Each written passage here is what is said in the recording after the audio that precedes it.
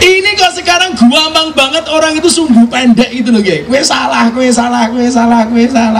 Termasuk saya itu diserang tentang apa? Islam Nusantara. Kan YouTube saya soal Islam Nusantara banyak di mana-mana. Diserang sama mereka. Gak ada Islam Nusantara. Adanya itu wa ma arsalnaka illa rahmatan lil alamin. Yang ada itu Islam rahmatan lil alamin, bukan Islam Nusantara. Kui jenenge jaga sembong bawa golok, gak nyambung blok. Orang hanya melihat wadah, gak melihat isi.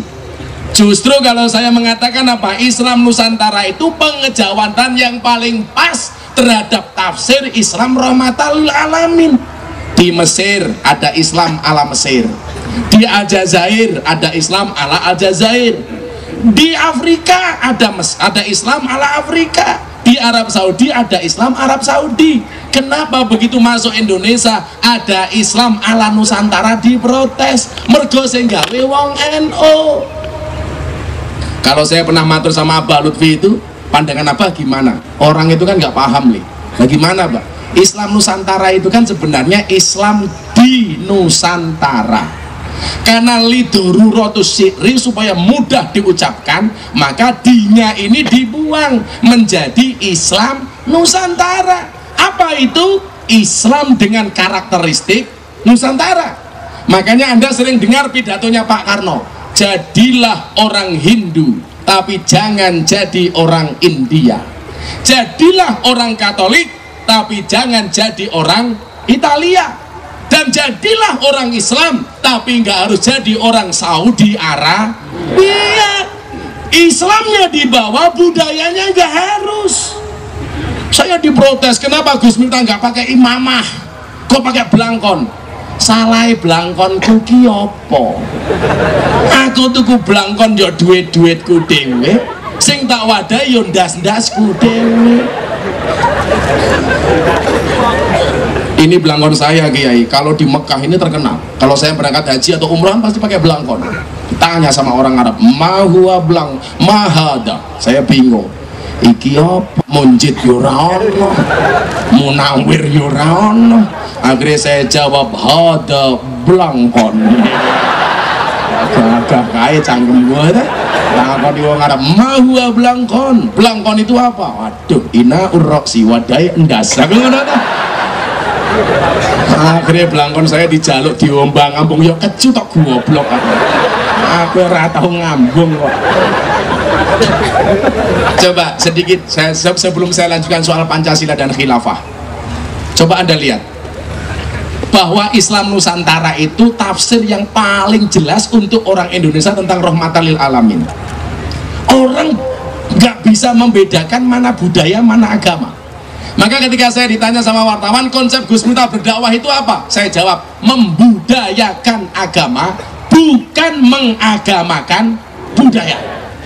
Maka Anda harus paham, mana itu budaya, mana itu agama. Contoh, nutup aurat, itu budaya apa agama? Agama. Cara menutup aurat, budaya apa agama? Budaya.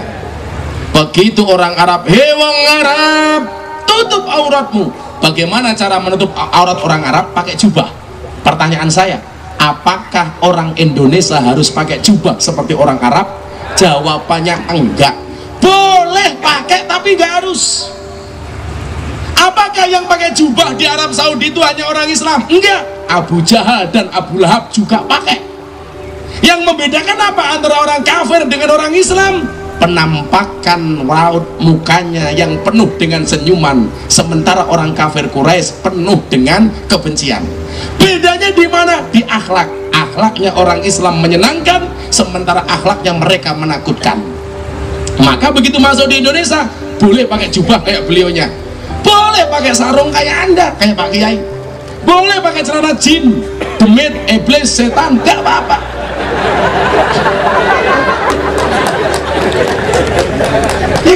Boleh pakai baju batik, boleh pakai kaos, wong duwene.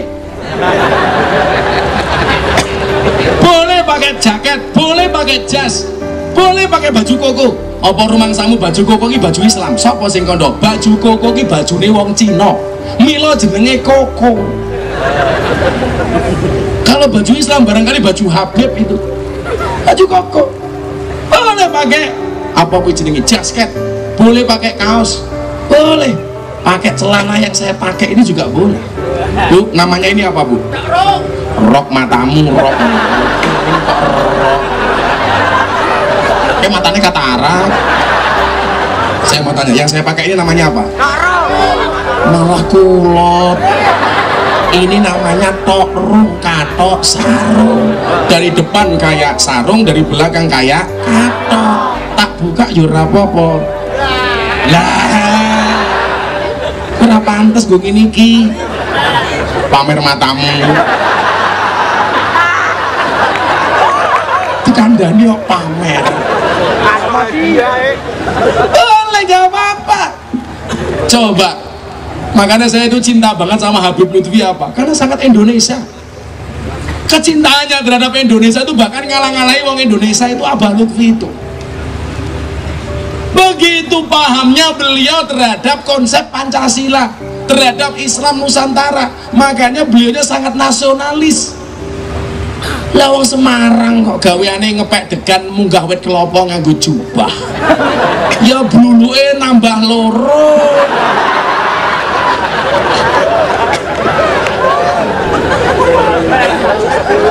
Gaweane narik becane ngalon-alon kok nganggo jubah. Narik rem iso salah. Becake rime ning dilin ning isor sadel. Lah nganggo jubah ditarik ra mandek-mandek. Sing ditarik beda, Bro. Jelungup gue. Lucu meneh gaweane ngeduk pasir ning kali Merapi kok nganggo jubah. Ya little body. Apa wis ini gatel kelebon wedi.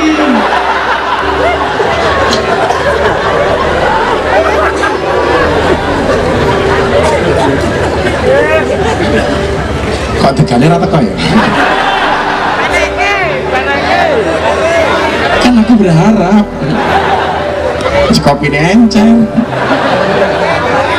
kere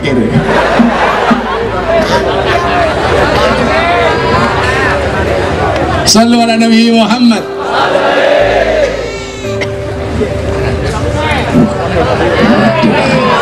Meneh tak pikir degan ireng meneh. Kopi lain nggih. Nggih Mbak nggih. Kok jangan mulih mateng meneh nggih.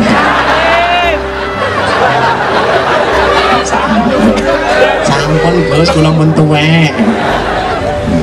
Apa rumangsane aku mau ngaji mau suku anggur iso mangan. Apa ya pantes ngaji kok karo ngene.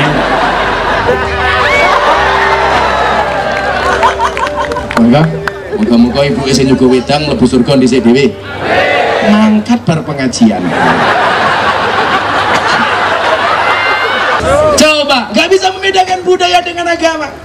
Makanya pinternya Wali Songo memasukkan nilai-nilai Islam itu dengan budaya.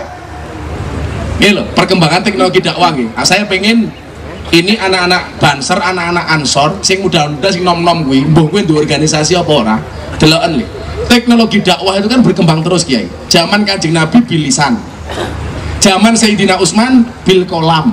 Sudah mulai nulis. Perkembangan zaman Wali Songo masuk ke Indonesia sudah menggunakan apa? Dengan budaya.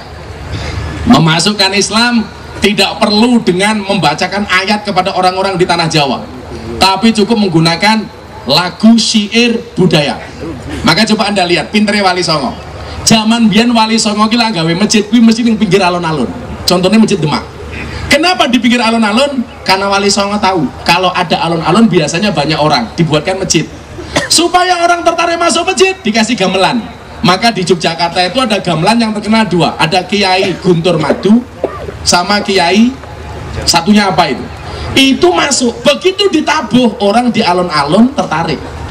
Kiai Guntur Madu sama Kiai Nogowilogo gamelan di Keraton Yogyakarta ditabuh. Begitu ditabuh wong seneng masuk masjid. Padha karo wong saiki diundang pengajian dong mesti mangkat kakean sambat, tapi lah tanggane nanggap jadilan ra diundang mangkat. Kamu kok jadilan kuwi ngundang demit kok sing teko wong Ungaran. Berarti wong Ungaran kaya mila Bapak Ibu para demit rahimakumullah. Begitu ditabuh masuk. Zaman biyen orang yang nggak ada yang pakai sandal, kalau langsung masuk masjid, masjidnya kotor. Bagaimana cara wali mensiasatinya? Di depan masjid biasanya dikai kolam cilik. Tujuannya satu, sebelum masuk masjid sikile nyemplung kolam, begitu mentah sikile resik. Begitu masuk masjid mereka duduk mendengarkan gamelan, baru dikasih petunjuk-petunjuk agama melalui lagu. Maka muncullah lagu lir ilir, turi-turi putih, sluku-sluku batok, cublak-cublak suwek. Kuwi kabeh ana maknane.